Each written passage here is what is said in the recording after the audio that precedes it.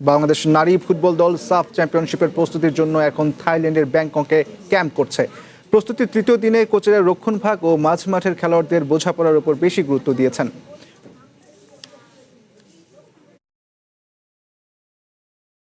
Goalkeeper coach Masud Ahmed উজ্জ্বল জানান, সোমবার থাই club Kasem বুন্ডিতের বিপক্ষে প্রস্তুতি ম্যাচে স্বপ্না রানী মণ্ডল ও রূপনা চাকমাকে খেলিয়ে দেখা হবে। মিলি আক্তার হাতে চোট পাওয়ার এখনও পুরোপুরি বল নিয়ে অনুশীলন করতে পারছেন না, তবে দ্রুত ফিরবেন বলে আশা করা হচ্ছে। কোচরা নতুন খেলোয়াড়দের পারফরমেন্সও যাচাই করতে চান, যাতে সাব চ্যাম্পিয়নশিপে সেরা দল গড়া যায়। বাংলাদেশ 25 মে মালদ্বীপের বিপক্ষে ম্যাচ দিয়ে মিশন শুরু করবে।